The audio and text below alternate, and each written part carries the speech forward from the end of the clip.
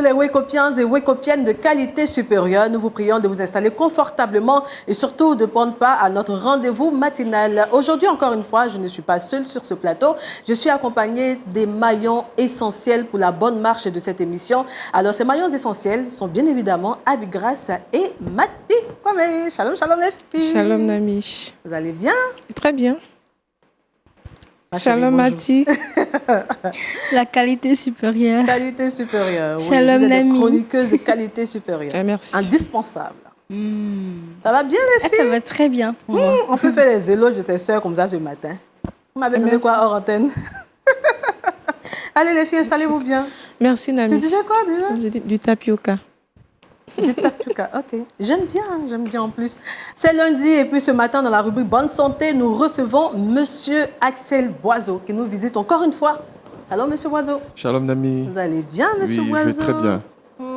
Et vous-même? Ça va très bien Monsieur Boiseau. Ça fait un moment, je suis content de revenir. Oui. Nous sommes très heureuses avec mes soeurs de vous rencontrer, de vous revoir pour la unième fois. Je suis content d'être là. C'est super. Pour ce début de semaine, nous recevons le pasteur François Doubi. Shalom, pasteur. Shalom, Nami. Vous allez bien, pasteur? Oui, ça va bien, merci. Que Dieu te bénisse. Amen, pasteur. Soyez bénis également. Merci bien. D'accord, pasteur. Donc, tout à l'heure, on va méditer. Hein? Très bien. D'accord. On va prier avec Matthieu. Seigneur, nous te rendons grâce pour ce lundi. Nous croyons que tu es déjà présent, que toute la gloire te revienne au nom de Jésus. Amen. Amen. Merci beaucoup, Mathie. Il est judicieux pour tout homme de commencer sa semaine ou, on va dire, sa journée avec la prière, la méditation matinale. Alors, amis du Seigneur, disposons nos cœurs et méditons ensemble.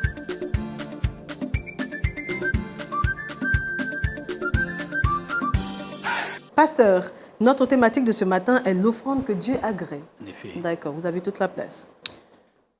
Alors, que Dieu vous bénisse dans le nom précieux de notre Seigneur Jésus. Amen. Notre méditation de ce matin est tirée de Genèse chapitre 4, à partir du verset 1. Nous commençons à lire. Adam connut Ève, sa femme. Elle conçut et enfanta Caïn. Et elle dit, j'ai formé un homme avec l'aide de l'Éternel. Elle enfanta encore son frère Abel. Abel fut berger et Caïn fut laboureur. Au bout de quelque temps, Caïn fit à l'Éternel une offrande des fruits de la terre. Et Abel, de son côté, en fit une des premiers-nés de son troupeau et de leur graisse. L'Éternel porta un regard favorable sur Abel et sur son offrande. Mais il ne porta pas un regard favorable sur Caïn et sur son offrande. Caïn fut très irrité et son visage fut abattu. Alléluia. Amen. Le thème que je propose à ce passage, c'est l'offrande que Dieu agrée. L'offrande que Dieu agrée. Vous savez, il est difficile de concevoir que, après avoir fait tant d'efforts, après avoir offert un cadeau à une personne qu'on aime, et de savoir qu'à la fin, ce cadeau n'est pas agréé, n'est pas apprécié. Lorsqu'on offre un objet de valeur ou un objet à quelqu'un, on s'attend à ce que la personne soit satisfaite et qu'elle puisse nous remercier. Mais quand le retour est négatif, nous nous sentons tristes, frustrés et découragés. À Dieu, lorsque nous apportons des offrandes, nous ne devons pas le faire n'importe comment. L'offrande adressée à Dieu respecte des normes. Et quand ces normes sont respectées, alors nous recevons les bénédictions. Quand j'ai lu ce passage de Genèse chapitre 4, qui nous parle des premières offrandes apportées par des hommes, et que Dieu a apprécié l'offrande de l'un et rejeté l'offrande de l'autre, cela m'a amené à réfléchir et à analyser, à me poser la question, mais qu'est-ce qui a fait que Dieu a pu rejeter l'offrande de Caïn? La Bible nous dit ici que Abel était un berger, Abel fut un berger et Caïn fut un laboureur. Ils n'avaient pas le même métier, ils n'avaient pas la même fonction. Mais j'ai regardé de plus près ce qui a fait que Dieu n'a pas apprécié l'offrande de Caïn. Il est dit ici qu'au verset 3, au bout de quelque temps, Caïn fit à l'Éternel une offrande des fruits de la terre. Caïn fit à l'Éternel une offrande des fruits de la terre. Quand nous comparons cela à l'offrande d'Abel, la Bible dit, et Abel de son côté en fit une des premiers-nés de son troupeau et de leur graisse. L'Éternel porta un regard favorable sur Abel. Alors, le mot qui m'a, je n'ai pas dit, le groupe de mots qui m'a impressionné, qui a attiré mon attention, c'est premier-né. Premier-né. Il a dit, et Abel de son côté en fit une des premiers-nés. Qu'est-ce que cela veut dire, premier-né? Premier-né nous fait penser aussi aux prémices. Ce qui est premier dans ta vie, ce qui a de la valeur. Certainement, les parents de Caïn et Abel leur ont donné à chacun a reçu son héritage. Abel a reçu certainement des brebis. Mais parmi les brebis qu'ils ont reçues, la Bible dit qu'il y a eu un premier-né. C'est le premier qui est né, car Abel l'a consacré à Dieu. C'est comme ton premier salaire, quand tu commences à travailler. Le premier salaire est plus doux que tout. Parce que tu as galéré pendant des années. Et tu reçois ton premier salaire, ce que tu attendais depuis des années. Quand tu le reçois, le premier sentiment qui t'habite, c'est d'aller chauffer, c'est d'aller courir, donner à papa ou bien montrer à tes parents. Mais Dieu dit, les prémices m'appartiennent. Le cas de Caïn, Caïn n'a pas donné les prémices de son champ. La Bible dit ici qu'au bout de quelques temps, Caïn fit à l'Éternel une offrande. Quand quelque chose est vulgaire, quand quelque chose n'a pas de valeur, il a fait une offrande. Mais on ne précise pas la qualité de son offrande. Alors que pour Caïn, c'était premier-né, premier, le mot premier, prémisse, premium.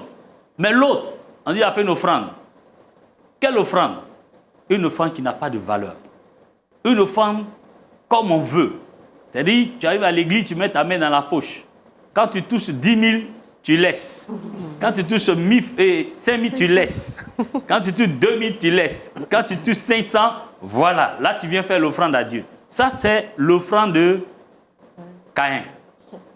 Une offrande qui n'a pas de valeur. Une offrande qui ne vient pas du fond de son cœur. Et c'est ce qui a fait que Dieu n'a pas apprécié son offrande. Parce que ce n'était pas une offrande de valeur et de qualité. La Bible dit que Dieu aime les choses de valeur. La vie chrétienne même là, c'est le donner. Être chrétien là, c'est donner. La Bible dit dans Jean chapitre 3 verset 7, Dieu a tellement aimé le monde qu'il a donné. Quand on aime, on donne. Ça va, quand tu aimes une fille là, le jour que moi je voulais me marier, c'est pas seulement je t'aime. Hein. Quand on dit je t'aime, on donne. On prouve l'amour. Pas pour acheter l'amour, non. Il y a des gens qui donnent pour acheter l'amour. Non, on n'achète pas l'amour, mais on donne parce qu'on aime. C'est quoi dans le foyer? On donne parce qu'on aime. Chaque fois quand la nouvelle année approche, ou quand les anniversaires de nos épouses approchent, on donne. On fait des cadeaux. On dit je t'aime. Et on fait des cadeaux de valeur. C'est pourquoi, chers frères, nous devons réfléchir sur la qualité des offrandes que nous apportons à l'Éternel. Regardez ce que la Bible dit dans le livre de Proverbes, Proverbes chapitre 3, verset 9. Honore l'Éternel avec tes biens et avec les prémices de ton revenu. Alors, tes greniers seront remplis d'abondance. Les prémices. Beaucoup de frères et sœurs n'ont pas apporté leurs prémices à l'Éternel. Est-ce que le jour que tu as commencé à travailler, as-tu apporté le premier salaire à Dieu? As-tu apporté ce qui est prémisse à l'Éternel? Si tu ne l'as pas fait, repens-toi. C'est ce qui entraîne la pauvreté. C'est ce qui entraîne la misère. Ce qui fait que tu ne connais pas la prospérité. C'est pourquoi ton offrande est rejetée. Parce que tu donnes à Dieu ce que tu veux, ce que ton cœur aime. Et pourtant, il faut donner ce qui a de la valeur, ce qui te coûte cher. Et quand tu le fais, la Bible dit, alors tes greniers seront remplis d'abondance. C'est-à-dire tu vas connaître la prospérité. Tous ceux qui veulent être prospères, il faut donner. J'ai fait l'expérience. Donner n'est pas facile. Quand tu fais une offrande, souvent même, tu sens une douleur en toi. Je parle bien d'une bonne offrande, pas les offrandes qui ne sont pas de qualité. Quand tu fais une bonne offrande, tu sens une douleur. Parce que c'est que tu te dis, mais comment je vais vivre? Mais qu'est-ce que je vais faire après ça? Mais en donnant à Dieu, tu donnes celui à qui appartient l'or et l'argent. Et quand tu le fais, tu touches le cœur de Dieu et l'Éternel est favorable. La Bible dit ici que le cœur de Dieu était touché quand Abel a donné le premier né de son troupeau. Le cœur de Dieu était touché. Et là, Dieu n'est pas resté indifférent. Quand Dieu est content, il manifeste sa joie. Il dit, oui, je suis content de toi. Dieu like. Quand Dieu est content, il like. Quand il n'est pas content, il ne like pas. Et quand il like, tu sens la joie et la paix dans ton cœur. Mais il faut que Dieu like ton offrande. Quand tu as fini, quand tu donnes dans la douleur sortant, tu as la joie. Parce que tu as donné à celui qui ne va jamais t'abandonner. Alléluia. Je l'ai fait. Mais le jour que je l'ai fait, c'était tellement difficile que ma fiancée m'a encouragé. J'ai dit, quand je regarde mon premier salaire, elle dit, donne. J'ai dit, mais je peux garder. Elle dit, non, tu as dit à Dieu que tu vas donner, donne. Et ce jour, je l'ai fait. Depuis ce jour jusqu'à aujourd'hui, je n'ai jamais manqué. Dieu pourvoit toujours à mes besoins. C'est le secret de la prospérité. C'est le secret du succès. Chers frères et sœurs, l'offrande que Dieu a agréée vient de ton cœur. Dieu a tellement aimé le monde qu'il a donné Jésus.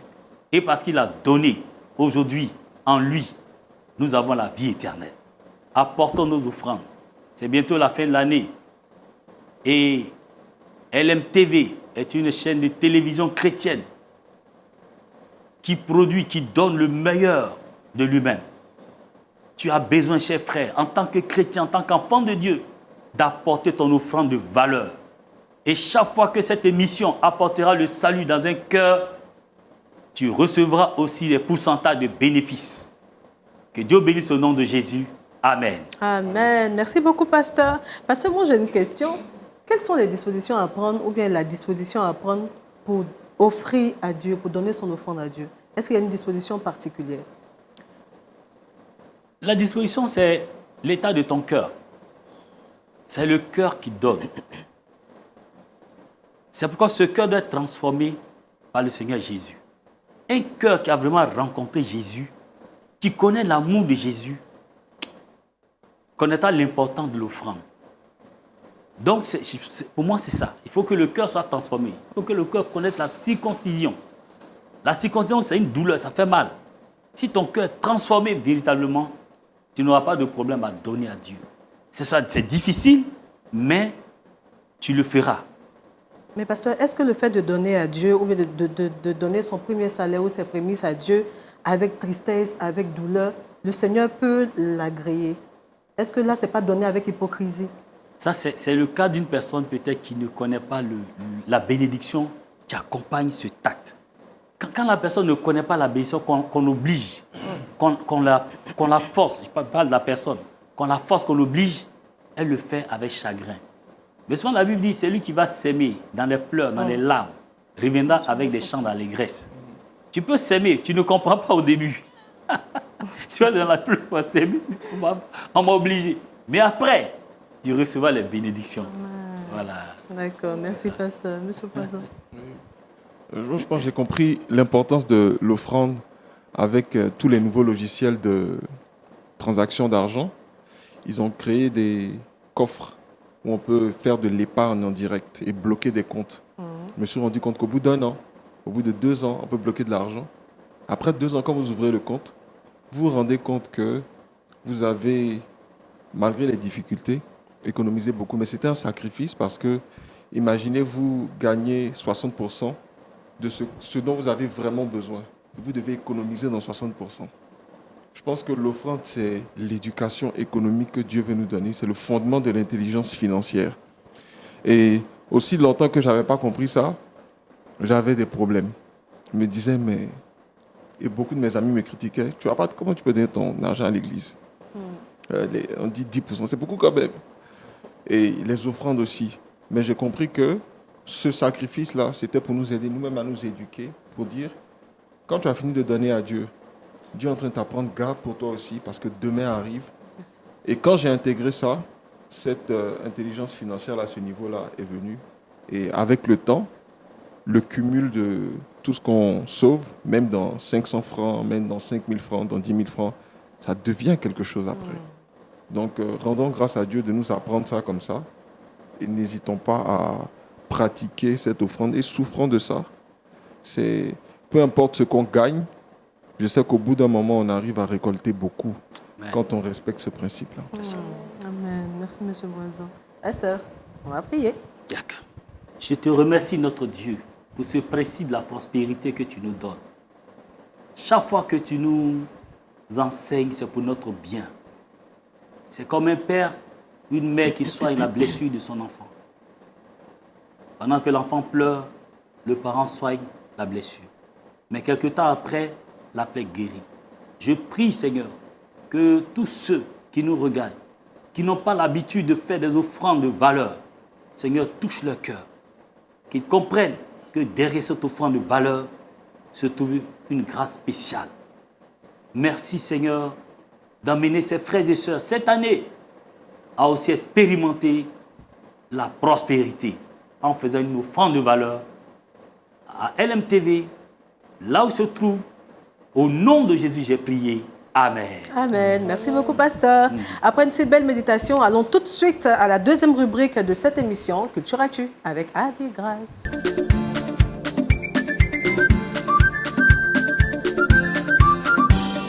Abi Grâce. Merci, Nami. Aujourd'hui, nous allons remonter le fil du temps jusqu'au XVIIIe siècle. Le 9 août 1788, naquit Adoniram Judson, un serviteur de Dieu missionnaire et qui consacra près de 40 ans de sa vie en Birmanie, un pays qui était situé, je dirais, en Asie de l'Est, une zone qui était hostile à l'Évangile. Et cet homme a consacré sa vie pour le salut des âmes. Alors je rappelle que cet homme, ce serviteur de Dieu, Adoniram Judson, a été élevé dans la foi chrétienne dès l'enfance. Donc il avait des parents chrétiens, mais au cours de ses années universitaires, il va rencontrer un jeune homme brillant, mais sceptique. Son nom, c'était Jacob Ems. Et ce dernier-là niait l'existence de Dieu. Il rejetait Jésus-Christ en tant que fils de Dieu. Il ne croyait ni à l'enfer ni au paradis. Et là, en raison de la proximité avec ce jeune homme, Adoniram va perdre sa foi chrétienne. Mais au cours d'un soir, je dirais au hasard d'un soir, après un voyage, Adoniram, ce serviteur de Dieu, sera contraint de passer la nuit dans une auberge. Et la seule chambre qui était disponible à l'époque, c'était une chambre qui justait celle d'un homme mourant. Et pendant toute la nuit, Adoniram va entendre ce jeune homme agoniser en disant « Dieu, Dieu, je suis perdu, je suis perdu ». Et Adoniram surpris et va se poser des questions se disant « Mais ce jeune homme n'est pas prêt à mourir. Est-ce que moi, je suis aussi prêt à mourir ?» Et le lendemain matin, l'aubergiste va dire à ce serviteur de Dieu, Adoniram, que ce jeune homme en question a perdu la vie, il a rendu l'âme et que son nom, c'était Jacob Ems. Il va se rendre compte que ce jeune homme qui était de l'autre côté du mur n'était autre que son meilleur ami d'université. Alors, il sera foudroyé par cette nouvelle. Il va prendre conscience que son ami est perdu à jamais dans l'éternité. Et ce drame-là sera pour lui une profonde secousse spirituelle. Ce serviteur de Dieu, Adoniram, va se mettre à lire la Bible.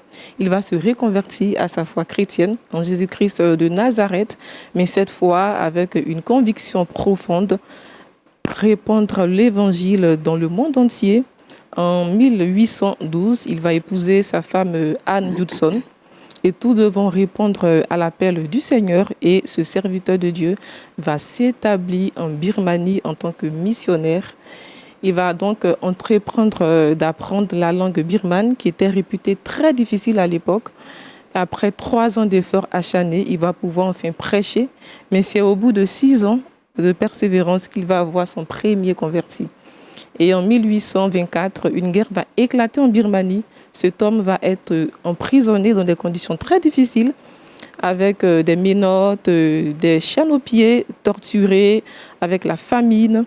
Et quelque temps après sa libération, sa femme va perdre la vie, ainsi que sa fille. Il sera dévasté, mais il ne va pas abandonner la main du Seigneur. Et par la grâce de Dieu, Jésus-Christ va le relever. Et cet homme va traduire la Bible intégrale en langue birmane. Il va fonder des écoles, fonder, je dirais, des églises. Il va même former des pasteurs autochtones.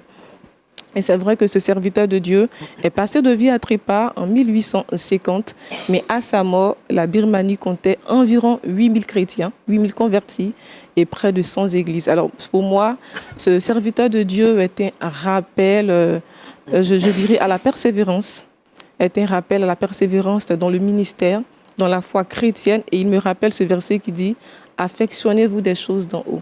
Et c'est vraiment important. Et un point qui m'a le plus marqué, c'est sa mauvaise fréquentation, qui a failli lui faire perdre sa vie. Donc, en tant qu'enfant de Dieu, en tant que même enfant de pasteur, en tant qu'épouse du pasteur, il faudrait qu'on puisse faire attention à nos fréquentations. Que Dieu vous bénisse. Merci, et puis grâce, et puis on le sait, les mauvaises compagnies corrompent les bonnes mœurs.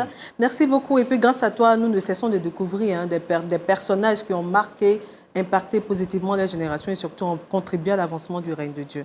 Merci infiniment, Abigras. Monsieur Oiseau. Les mauvaises compagnies corrompent les bonnes mœurs, absolument. Et je pense que dans notre jeunesse, on est très souvent exposé à ça, parce que chacun a son background et on se retrouve dans certains endroits comme l'école. Et en une récréation, on peut absorber une quantité d'informations incroyables. Donc il faut vraiment veiller à ce que nos enfants et que nous-mêmes, parce qu'on n'est jamais à l'abri de quoi que ce soit, il y a certaines choses qu'on nous demande de fuir, pour lesquelles on nous demande de ne pas lutter dans la parole de Dieu.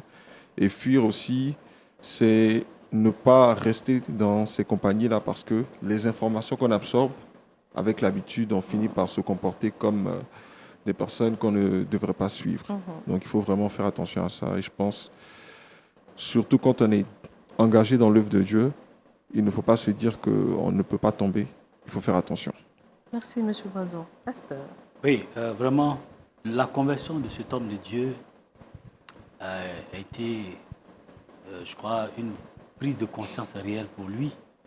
Quand Dieu veut emmener un homme, quand Dieu veut mettre à part un homme, il permet que ta conversion soit d'une manière radicale, comme l'apôtre Paul sur la route de Damas. Il a fallu que son ami intime décède, qu'il comprenne, disons, la valeur de la vie. C'est tout cela qui l'a emmené à résister malgré le décès de sa femme, tout ça. Donc, quand tu as une bonne conversion, malgré les épreuves, tu restes toujours stable. Voilà, donc, est-ce que je retiens dans ce qu'elle a dit? Merci, pasteur. Merci, Grâce. Amis de Wake Up, ce matin, nous parlons des drones secouristes chinois. On vous informe à travers la vidéo du jour.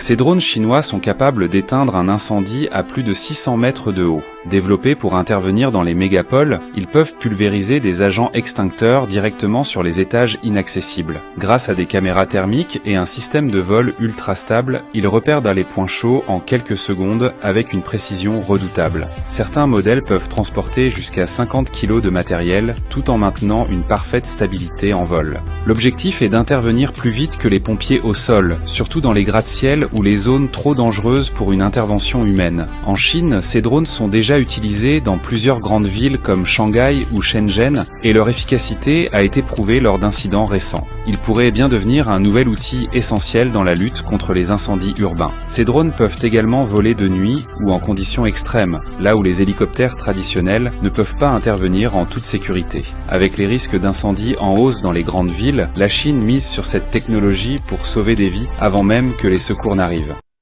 C'est une très belle innovation, capable d'intervenir là où les hommes ne peuvent accéder. Et moi, c'est vraiment ce qui me plaît, ce que j'apprécie dans cette belle innovation des Chinois, on va le dire. N'est-ce pas, Mathé? Oui, oui. Moi, j'apprécie beaucoup parce que là où la main est limitée, c'est là que ces drones arrivent. Et je vois cette innovation apporter beaucoup de réconfort, surtout de secours à ces personnes qui sont en danger. Dans les immeubles, c'est pas facile d'évacuer tout le monde. Les pompiers n'ont pas forcément accès à tout de suite aux escaliers ou ascenseurs, etc., aux étages. Donc, si ces drones peuvent venir aider, on espère que cette innovation sera disponible dans tous les pays. Aujourd'hui seulement, on milite pour que cette innovation soit dans tous les pays de manière vraiment équitable. Parce qu'on en a besoin partout. Voilà. Ta voix apportée grâce à Wake Up. Grâce. Oui, Nami, j'ai regardé la vidéo et ces drones-là ont un principe fondamental, c'est l'humanité. Parce que c'est vrai qu'ils sont contrôlés par les humains. Et sous contrôle humain, ils apportent de l'aide, de l'assistance aux personnes en danger de façon rapide. Ils accèdent même à des zones qui sont reculées. Ouais. Et moi, ça me fait réellement penser au principe d'aide et de charité dans l'Église. La Bible nous recommande d'apporter notre aide aux plus faibles. Donc, en tant que chrétiens, dans nos familles, dans notre commune, même dans nos travails, si on rencontre des personnes qui traversent des difficultés, en tant qu'enfants de Dieu, nous devons apporter notre aide parce que ces personnes-là sont en danger. Apporter de l'aide à ces personnes-là, je pense que ça pourra ajouter un plus à notre vie. Amen. Merci, Abigail. Monsieur Axel Boiseau. Oui, il faut toujours rester connecté à la science, parce que comme Salomon le dit dans les Proverbes, c'est grâce à la science que Dieu a affermi le monde. Donc quand on voit ça, toute innovation qui vient aider, c'est vraiment rester dans l'affermissement de ce monde-là. Vu qu'on évolue, il faut pouvoir découvrir des choses qui vont nous permettre de garder un bon niveau de vie. De garder un bon niveau de vie, pasteur. Oui, cette technologie nous amène à comprendre que l'homme ne finira pas d'inventer des choses qui vont étonner l'homme. Donc si le monde innove, et nous les chrétiens, nous devons aussi innover dans notre marche chrétienne. Merci. Très belle conclusion. Merci, pasteur. C'est l'heure de la rubrique Bonne Santé avec M. Axel Boiseau. Et ce matin, notre thématique, faut-il intégrer l'écoute et le sport dans les églises? Bonne santé.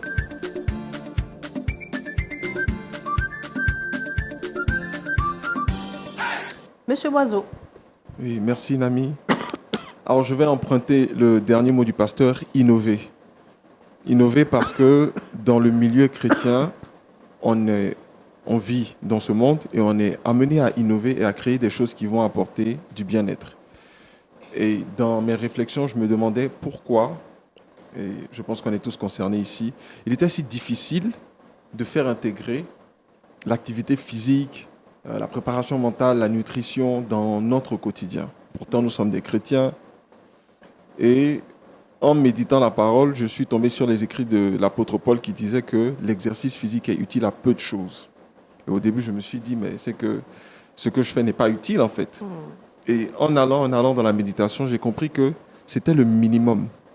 Quand il dit c'est utile à peu de choses, c'est que vous devez faire ça déjà. C'est même pas censé être... on n'est pas censé revenir dessus. Vous êtes censé faire du sport, faire de l'activité physique. Vous êtes censé prendre soin de votre corps. C'est le temple du Seigneur. Maintenant, il le dit parce qu'il faut passer à autre chose. Il dit ce qui est utile, c'est la méditation, c'est l'esprit. C'est la prière. Donc, pour pouvoir se concentrer sur ces choses-là, il faut déjà que le peu soit un acquis. Donc, je pense qu'on a besoin aujourd'hui que certaines maladies sortent du corps du Christ. Tant que ce n'est pas des envoûtements, ce n'est pas des attaques mystiques. Si c'est la mauvaise alimentation, je pense que ça doit sortir du corps du Christ. C'est le peu. Il faut qu'on apprenne à manger, donc à prendre soin de notre corps. Il faut qu'on fasse de l'activité physique. Il faut qu'on fasse ce peu. Et il faut qu'on fasse de l'écoute. Parce que la préparation mentale, je me suis rendu compte que c'est extrêmement important. C'est qu'on reçoit beaucoup des prédications. C'est censé produire en nous et ça nous permet d'agir et de penser d'une certaine façon. Mais l'écoute, je me suis rendu compte en évaluant, surtout chez le jeune garçon et chez le jeune homme, nous faisons face à certains challenges et on n'a pas toujours l'opportunité d'exprimer ce qu'on ressent. On entend par exemple qu'il faut, on parlait d'intelligence financière par exemple, on entend qu'il faut faire de l'offrande. L'offrande a un lien avec la richesse. Et dans le corps du Christ, on nous parle aussi, par exemple, d'abstinence de chasteté. ce fait-là a une influence sur la création de richesses. Mais dans l'écoute, on apprendrait que beaucoup de jeunes hommes font face à ces challenges-là et n'arrivent pas, par exemple, lorsqu'ils sont entrepreneurs, à faire un bond. Ils ont beaucoup d'idées, ils sont très intelligents, mais ils sont bloqués parce que ce principe-là, ils n'arrivent pas à l'intégrer, se disant que quel est le lien avec ma richesse, quel est le lien, etc. Et on se dit, quand peut-être on ne voit pas le lien entre ces actes-là, grâce à l'écoute et aux conseils qu'on peut avoir, et les domaines dans lesquels nous évoluons, on n'est pas forcément amené à se repentir et à dire « je vais mieux faire, je vais faire une offrande, je vais préserver mon corps, etc. » Donc je pense que pour le peu, et c'est vraiment une question que je pose à tout le monde et une réflexion que je mets sur la table, est-ce que le peu dont l'apôtre Paul parlait, ce n'était pas « vous devez faire du sport, faire de l'activité physique », ce n'est pas censé être un gros challenge parce que vous devez prendre soin de votre corps. Vous devez apprendre à manger sainement parce que je crois que la différence entre les gens de l'Ancien Testament et nous aujourd'hui, c'est qu'ils n'étaient pas sédentaires. Pour donner en offrande des fruits et le bétail, ça veut dire qu'ils étaient actifs. Pour manger les fruits de la terre qu'ils ont cultivés et de l'élevage qu'ils font, ça veut dire qu'ils mangeaient organique. Ce qu'on ne fait plus, on est sédentaire et on ne mange pas forcément organique. La plupart des choses qu'on mange sont transformées. Est-ce que c'est pas ce qui a changé? Est-ce que c'est pas ce qui affecte aujourd'hui notre espérance de vie? S'il y a des maladies mystiques, il y a certainement des maladies organiques qu'on prend par trop de sucre, par le fait d'être sédentaire. Si on pouvait enlever ça, ce peu-là, et puis après traiter les problèmes c'est dans sa région, on envoie souvent des flèches mystiques à telle personne, oui, mais déjà on a enlevé la question de bien manger, faire du sport, on a fait le nécessaire pour prendre soin de notre corps. Maintenant, allons gérer les problèmes spirituels, ceux qu'on rencontre dans le monde, changer l'état d'esprit des gens. Et dans ce sens-là, je me demandais, est-ce qu'il ne faut pas des cellules d'écoute dans les églises pour qu'on puisse exprimer certains challenges qu'on n'arrive pas forcément à exprimer? Parce qu'on écoute les pasteurs, on écoute nos guides, et parfois on n'a pas, lors de la prêche, l'opportunité de poser des questions sans avoir l'impression de se sentir jugé. Et les réponses qu'on a du monde ne sont pas forcément les meilleures parce qu'elles viennent avec beaucoup de limites. Je suis convaincu, en regardant dans mon métier, par exemple, beaucoup de secrets que je retire de la parole de Dieu, que tout conseil qu'on retire de la parole de Dieu est impeccable. Il ne vient pas avec des conséquences négatives. Aujourd'hui, même les médicaments ont des conséquences, mais je crois que dans la parole de Dieu, tout ce qu'on reçoit vient et nous guérit entièrement. Donc, il faut faire du sport. Ne faut-il pas avoir une cellule d'activité physique sportive pour assurer ce peu dans nos églises? Ne faut-il pas apprendre aux gens à manger comme mangeaient nos ancêtres dans la foi pour vivre des centaines d'années? Et finalement, ne faut-il pas ouvrir des cellules d'écoute pour permettre aux gens de parler de leurs challenges et leur expliquer en quoi est-ce que ce qu'on leur donne comme prédication a un impact sur leur quotidien et pourquoi il faut changer? Ils trouveraient peut-être la force, loin du jugement et sur des lignes ouvertes, de s'exprimer sur ce qu'ils rencontrent et de finalement transformer leur vie pour aller faire notre mission, qui n'est pas de s'occuper de nos problèmes, mais de faire des nations des disciples. Il faut assurer ce peu. Faut-il l'intégrer à nos cellules dans les églises? C'est la question que je pose aujourd'hui au corps du Christ. Et à chaque question, on espère que chaque téléspectateur aura la réponse. Merci beaucoup, M. Axel Boiseau. Et puis, Merci, on essayera d'appliquer tout ce que vous avez dit. Franchement, ce n'est pas facile, mais bon, on va essayer. J'ai vu Abi Grâce quand il a dit activité physique, elle m'a regardé. Moi, j'ai beaucoup apprécié parce que ça met l'accent sur la santé. Avant d'aller évangéliser, il faut être en bonne santé. Et même quand le Saint-Esprit est en soi, je ne crois pas qu'il nous donne de mauvais conseils pour dire mange ça, fais ceci. Généralement, on est alerté, mais c'est nous-mêmes qui, par préférence, par choix, on choisit de faire des choses, voilà, de manger tel et tel. Après, on a des ballonnements, on a des gaz, etc., etc. Et ça nous empêche souvent de faire correctement l'œuvre de Dieu. Donc, si dans nos domaines, surtout dans la chrétienté, surtout dans la foi, si on peut nous enseigner aussi sur des choses basiques ou des choses qui pourraient nous aider à écarter Comme il a dit, il a des maladies, il y a des choses qu'on peut facilement résoudre. S'il y a une bonne santé, s'il y a une bonne habitude alimentaire, ça va nous éviter certaines choses. Moi, je pense qu'on va trouver une lucarne dans nos différentes communautés pour que M. Assel Boiseau vienne nous expliquer un peu comment se tenir. Tout ça, oui, c'est vrai. Après, les ruptures de jeûne et tout, comment il faut s'alimenter, tout ça, c'est ça. Bon. Est-ce qu'Abigras a une question, une Non, réaction? je n'ai pas de question, c'est une réaction. J'apprécie ce que M. Boiseau a dit parce que on peut avoir le Saint-Esprit, on peut être rempli. Quand ton corps s'arrête, ton appel s'arrête. Une fois que ton souffle de vie s'arrête, une fois que ton corps est défectueux, tu ne pourras même pas servir le Seigneur. Donc c'est vraiment important de prendre soin du corps. C'est vraiment important aussi de pratiquer l'activité sportive parce que dans plusieurs domaines, on a vraiment besoin d'avoir un corps sain. Et je pense que les chrétiens doivent associer au Saint-Esprit aussi un bon corps, surtout qu'il a parlé d'alimentation. Parce que là, quand on a une mauvaise alimentation, même en tant que serviteur de Dieu, on peut être en train de ralentir même notre élan. On peut même briser notre espérance de vie. Donc, il faut bien se nourrir. Il faut aussi pratiquer l'activité sportive, aussi compter sur le Saint-Esprit. Donc, merci à M. Boiseau. Merci, Abigras. Pasteur. Oui, je suis d'avis avec M. Boiseau, merci. Docteur Boiseau, je vais dire, l'esprit dans un corps en bonne santé. Il est bien de faire le sport. Donc, en tout cas, moi, je pratique beaucoup le sport. Vous êtes toujours jeune. Donc, et même, donc, les chrétiens, en fait, c'est une question de discipline. Quand tu es discipliné, tu sais ce qu'il faut faire. Et il faut calculer. Il y a des gens, ils prennent le sport plus que la spiritualité. Et quand ils croient à la spiritualité, ils négligent aussi le sport. C'est une question de discipline pour équilibrer les choses. Merci, Pasteur. Merci, M. Assel Boiseau. Merci, Nami. Le Tribox, c'est avec Mathieu.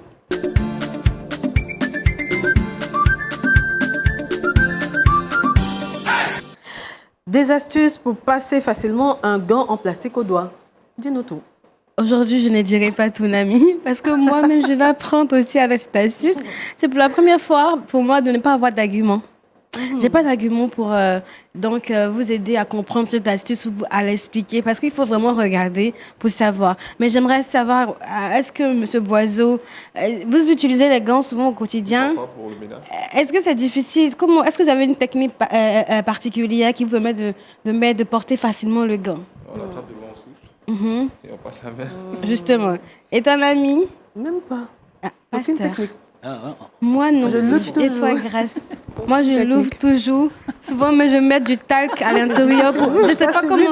Souvent, je me dis que il faut faire passer le pouce d'abord, mais après, on ne sait pas à quel doigt faut mettre. Finalement, Surtout, tout se j'arrive pas à déchire. distinguer le gauche et voilà, le gant droit. Mais aujourd'hui, on a l'astuce, donc c'est mieux qu'on regarde. Là sur le plateau. Hein.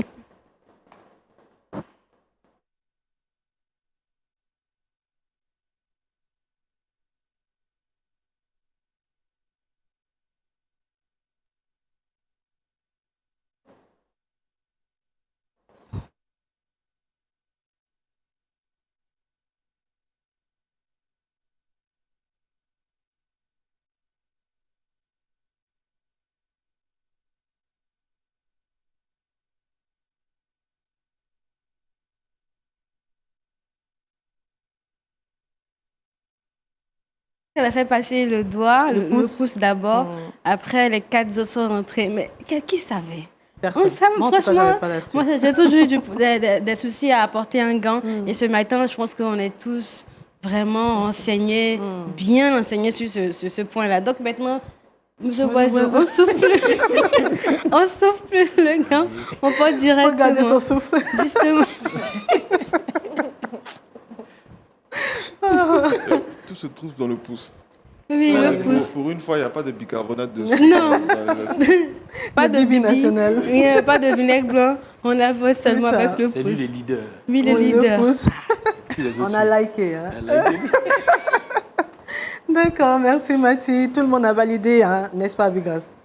Validé. Allez, allons à Le Saviez-vous avec Abigras.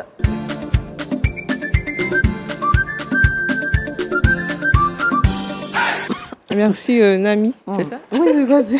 Alors aujourd'hui, nous allons nous pencher sur l'une des merveilles les plus discrètes du corps humain, Son nom, c'est la glande pinéale. Elle est nichée entre deux hémisphères cérébraux et la glande pinéale est perçue comme l'un des organes le plus petit du corps humain. Yes. Et pourquoi? Parce que tout simplement, la glande pinéale a la taille d'un petit grain de riz mesurant seulement 8 à 10 mm. Et à titre de rappel, la glande pinéale est aussi appelée épiphyse. Donc, c'est une minuscule endocrinienne en forme de cône. Et pour rappel encore, la glande pinéale a une fonction. Et quelle est sa fonction? Elle permet, je dirais, de réguler les rythmes biologiques, en particulier celui du cycle sommeil. Donc, c'est vraiment une glande pinéale qui est très importante. Et moi, elle me rappelle que Dieu a cette façon d'utiliser les petites choses pour réaliser les grandes œuvres.